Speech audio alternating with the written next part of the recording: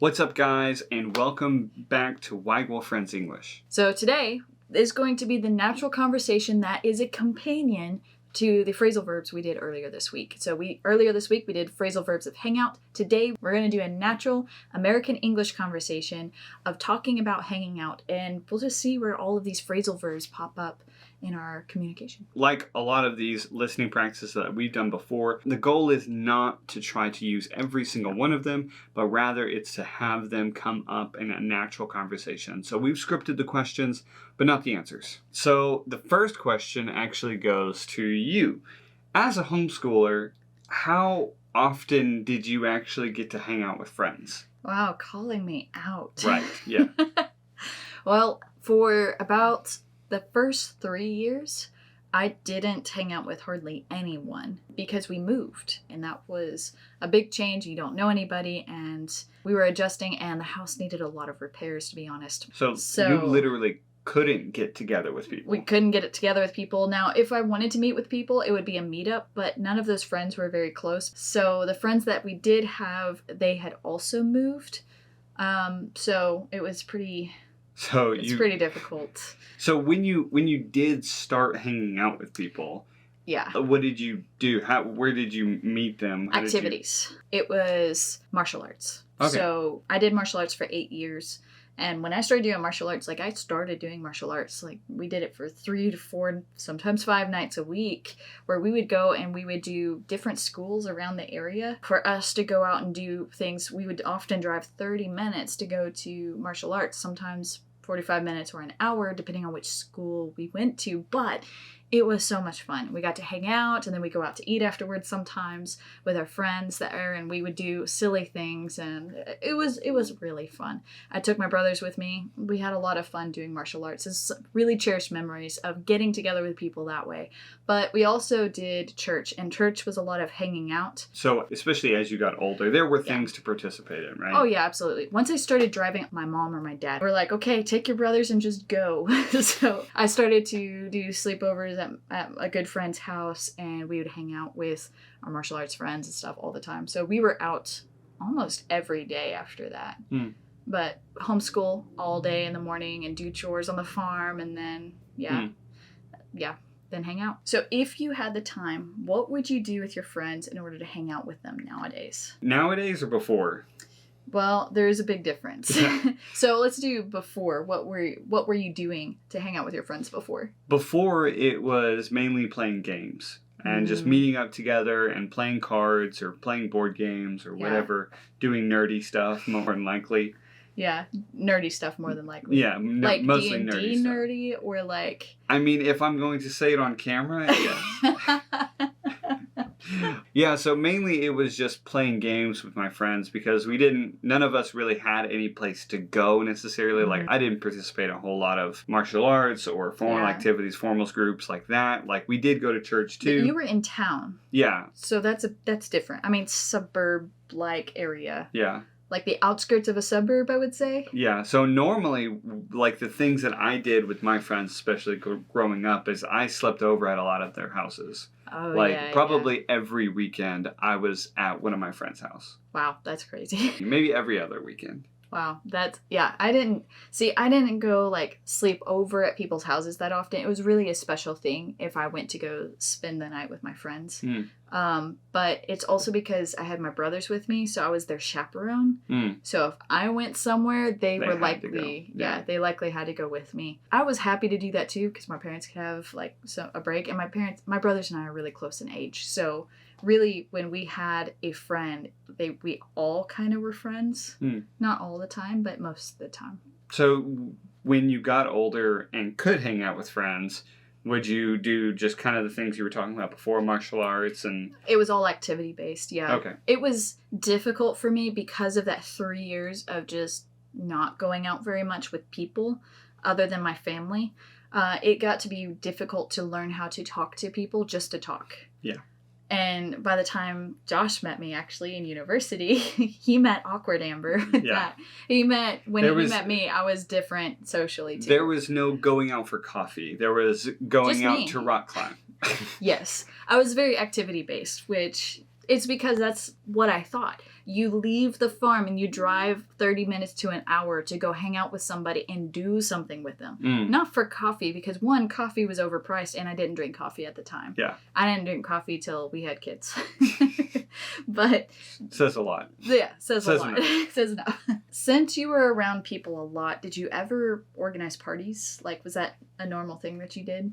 Honestly, not really. I was pretty shy, so it was hard for me to try to get people together because I was normally the one that was invited to the parties. Not even a lot, just getting invited to get together with other people. Wait. You were shy, but you hung out with people and spent the night at houses, like, right. A lot. Yeah. So were you just like that guy in the corner? No. Especially when you're shy, you cling to one or two people. And so, like, I hung out with my friends. I played games with them. But, like, I didn't... You weren't the initiator, maybe. Right, exactly. Oh, yeah. Okay. So okay. I didn't really organize the parties. I would just go if somebody invited me. Gotcha. So now... things have changed a lot. I mean, our lives have changed a lot. Yeah. But because of COVID, it seems like hanging out has even changed a lot. So for you and in our life now, maybe, what would be an example of how hanging out has changed from university, let's say, to now, especially since, I mean, having kids and also COVID kind of... Well... bedtime is 7:30 for kids. For kids.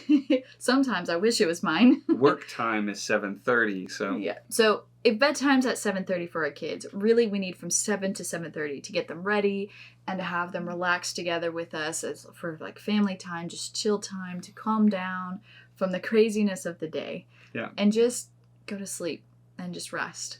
For us, hangout time usually just happens between the two of us after that because our days are so hectic. I mean, young children will do that, right? All of you who are parents are like, yes.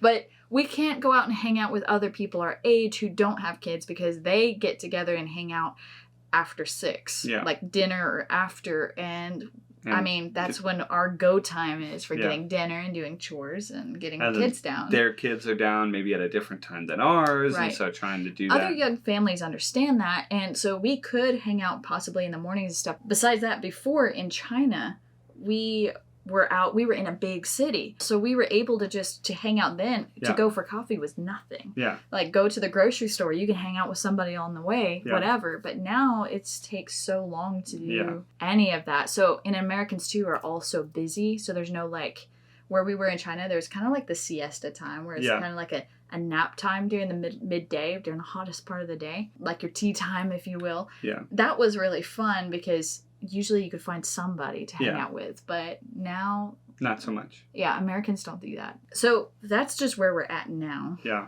How do you think we could change that a little bit where we're at now? One of the ways I think would be cool is to be able to do something with our friends, even if it's online. If there's a way that we can... my first thought is if there's a way that we can play through a series or play through some games or watch through something together, because that's kind of become more of a bigger thing. It's like watch parties and stuff like that. Yeah. That's kind of a cool thing, and I think that that's more of a possibility. And also just being able to try to match up the time somehow, especially in the mornings. Yeah, it's hard. Yeah. So your family is not super touchy-feely. Uh-oh. So how does your family kind of initiate saying goodbye? Like, how does that separation process happen? Because my family is a little bit more touchy-feely. Meaning, like, lots of hugs. Yeah, like, hugs I love you. And like, oh, it's good seeing you. Okay, bye. And my family, well, recently we've started hugging more over the last few years because now there's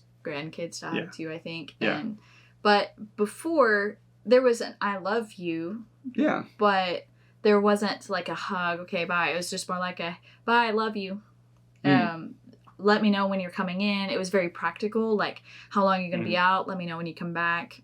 Call me, something like that. There's usually instruction. Mom would often just say, hey, make sure you leave by 8 or leave by 8:30 because it took us 30 minutes or an hour to drive back, depending on where we were. So we were told to leave by a certain time and to call her by then to let her know that we are leaving. And that would be like that would be like a normal thing, right? That was a normal thing. I mean, because we were out so often doing things with other people that my parents didn't necessarily know. They trusted the martial arts system. They trusted and respected individuals within that organization. They knew most of our teachers, but yeah, they didn't know all the other students we were hanging out with either. Yeah. And that was fine. I mean, we were being good and respectful, of when I was telling people that I needed to go, I would just say, hey, I need to leave for my mom, or I need to leave for getting the groceries, or leave for my brother's bedtime, or something like that. Sometimes it was a joke, like leaving for my brother's bedtime, and they'd be like, hey, because we were all so close in age. So, silly things like that. The next one is kind of funny because Josh is the youngest of 3 brothers. Josh has never had to wait on anybody until we had kids. Yeah. How is loading up a bunch of kids that just don't care about your time frame? How does that make you feel? Sometimes it's kind of frustrating. I don't know if there's any other parents out there that can just empathize with me, but me being the youngest, everybody went at my pace, which made me feel very prideful probably. But so now as a parent having children, I have to go the pace of the slowest child, which right now is a baby. And so I have to wait for them to get buckled up and to get them ready and pack up and load up. It's hard. It is hard. It's hard to be patient. Do you think that's why it gets frustrating so easily? Yeah, probably. Because for the first time in my life, it takes me some time to get loaded up. Yeah, until you showed me that was the question, I didn't think of this, but I remember my parents having to get my brothers loaded up. But I was the first one, so for me, I was the golden child by the time I remember. I could buckle myself in for them. All I had to do was pull the strap to tighten it down. I just remember my brothers crying and throwing fits about going into the hot car, and I was like, oh, see, I'm the perfect kid here. Wow. I just remember for me and my parents being frustrated at my brothers for taking so long and procrastinating. I didn't want to be that kid, so I would try to buckle myself up. Yeah, that's really funny. I hadn't thought about that, but yeah, you haven't had to wait for that before. Nope. That's wild. So there you go, guys. So like we said before, the goal of this video is not to use every single phrasal verb that we talked about in the last one, but it's just to have a more natural conversation for you guys to see those phrasal verbs come out and play out in a natural English conversation. Yep. So thanks you guys for watching. Go ahead and leave a comment below about the last time you hung out with someone. What did it look like? And try to pack that with some phrasal verbs that you've learned this week. Thank you guys so much for watching, and we'll catch you on the next one. Bye. The feeling of waiting on another human being to get their butt in the car. No wonder you're so agitated. Yeah, it is.